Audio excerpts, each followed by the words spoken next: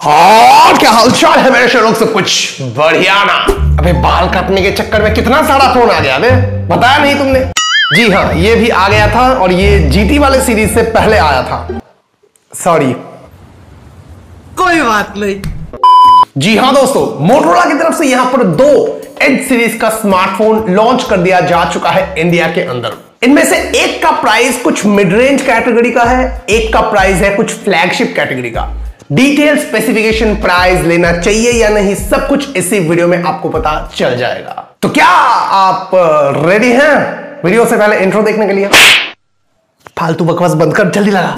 हाँ मैं night rider बना तेरा बाइक राइडर, बैठ मेरे पीछे हॉटनेस तेरा मुझे बना देता गोस्ट राइडर, बोल स्पाइडर मैन, मुझे प्यार में उल्टा लटकेला फैन।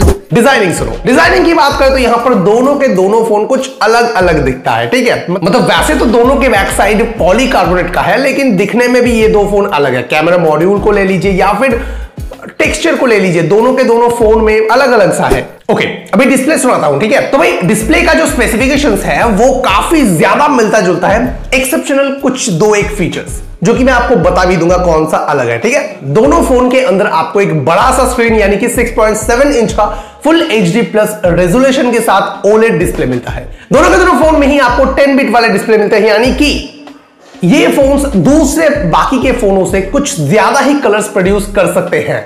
हाँ क्या बोले, 10 बिट नहीं पता? तो ये वीडियो मैंने क्यों बनाया था, इधर देखो आ रहा होगा कहीं पे, क्लिक करो जाके देख के आओ, लेकिन अभी नहीं, पहले ये वीडियो खत्म करना है। अभी चेंजेस की बात करते हैं दोस्तों। ये जो एज 20 है इसके अंदर आपको 144 हर्ट्ज का टच सैंपलिंग रेट मिलता है, जो कि इस प्राइस पॉइंट के हिसाब से आउटस्टैंडिंग है। भाई दिल आ गया तेरे पे, सच में पैसा होता तो मैं तुझे ही ले लेता। अच्छा, इसके साथ 576 हर्ट्ज का टच सैंपलिंग रेट भी मिलता है आपको इस फोन के अंदर। और हाँ, HDR10+ को भी H20 सपोर्ट करता है, लेकिन यहां पे H20 फ्यूजन में कुछ चेंजेस हैं, जैसे कि इसके अंदर आपको 90 हर्ट्ज वाला रिफ्रेश रेट मिलता है और इसके अंदर HDR10+ नहीं है, सिर्फ HDR10 मिलता है आपको। अब दोस्तों रैम वेरिएंट्स एंड प्राइसिंग की बात करूं तो भाई ये जो एज 20 वाला भैया है इसके अंदर आपको सिर्फ एक ही रैम वेरिएंट मिलता है, वो है 8128, जो कि लगभग 30,000 से ₹1 कम में मिल जाएगा आपको। और LPDDR4X का रैम टाइप मिलेगा इसके अंदर और UFS का 3.1 वाला स्टोरेज टाइप मिलेगा, पूरा लेटेस्ट। और दोस्तों H20 फ्यूजन की बात करूं तो उसके अंदर आपको दो रैम वेरिएंट्स मिलेंगे, एक है 6128, दूसरा है 8128। 6128 का प्राइस है कुछ ₹21,500 और जो 8128 है उसका प्राइस है ₹23,000 से ₹1 कम। बाकी इसके अंदर भी आपको LPDDR4X का रैम टाइप मिलेगा और UFS का 2.2 मिलता है। बात करते हैं इसके बाद कैमरा की, तो भाई दोनों के दोनों फोन के पीछे के साइड में जो मेन कैमरा रहता है सेम है। जी हाँ, 108 यानी कि 108 मेगापिक्सल वाला दो प्राइमरी सेंसर दोनों फोन में एक एक करके दिया गया है। बाकी भी ध्यान से सुनिएगा, थोड़ा सा कंफ्यूजन है। जो H20 है उसके अंदर आपको 8 मेगापिक्सल का एक टेलीफोटो सेंसर मिलता है, जिसके अंदर OIS भी सपोर्टेड है। अच्छा, प्राइमरी सेंसर में दोनों फोन के ही EIS सपोर्ट करता है, वो भी अच्छी बात है। इसी के साथ साथ H20 में और एक कैमरा मिलता है जो कि 16 मेगापिक्सल का अल्ट्रा वाइड एंगल सेंसर है और इसी के अंदर मैक्रो को भी इंक्लूड कर दिया गया है।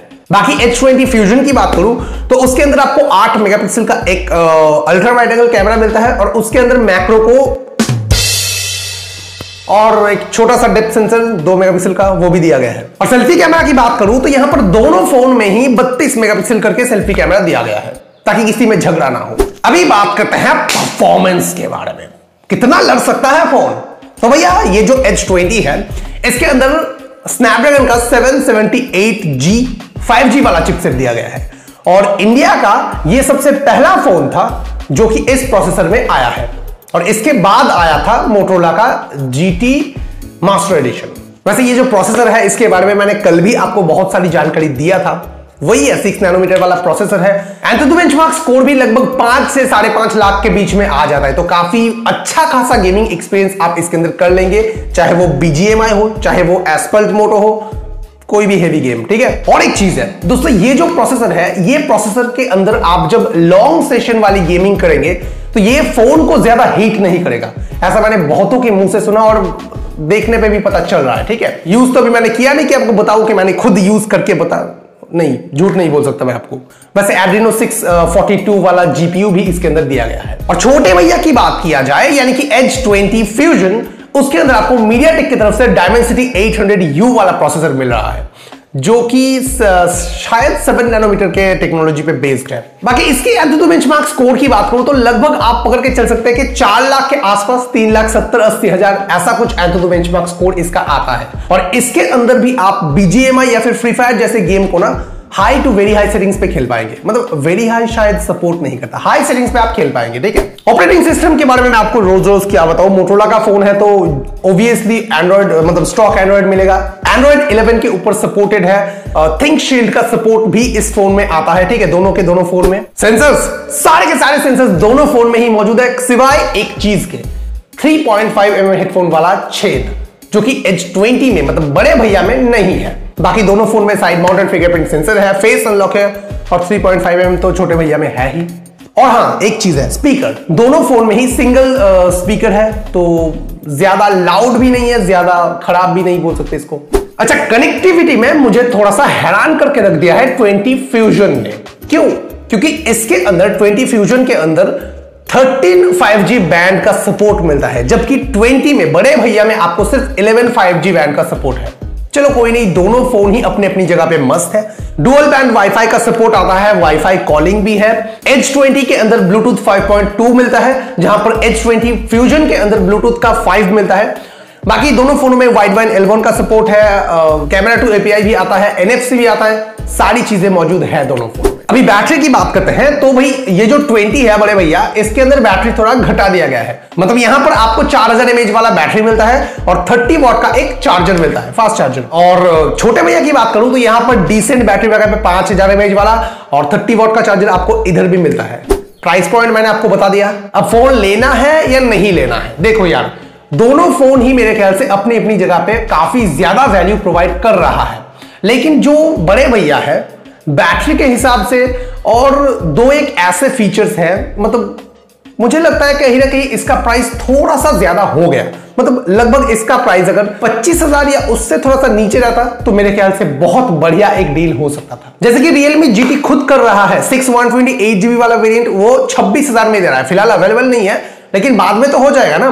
तो वैसे प्राइस पॉइंट के साथ अगर आता या फिर दो एक और वेरिएंट्स अवेलेबल रहता तो मेरे ख्याल से और आसान हो जाता बायर्स के लिए खरीदना। बाकी फोन तो दोनों फोन ही आउटस्टैंडिंग है, मतलब सारे स्पेसिफिकेशन आउटस्टैंडिंग। हाँ भाई, वीडियो खत्म। वीडियो कैसा लगा वो बताना तो है ना, कमेंट करके बताओ। पसंद आया तो लाइक मारो, और किसी के साथ शेयर करना है तो वहां पर लिंक भी आपको फ्री में मैं देके रखा हूं, उसको लेके कहीं पे भी दे सकते हो अगर मन करे तो। और बस आज का पागलपन यही तक था। ऐसे वीडियोस और देखने तो सब्सक्राइब जरूर करें। बाय। सिर्फ तेरा डैन हूँ मैं, बाकी सब पे बैन हूँ मैं, स्किन कलर टैन हूँ मैं, खुद बना ब्रांड हूँ मैं, तेरे लिए बोल कहाँ चलने का है, बाकी प्लान कैन हुए क्या।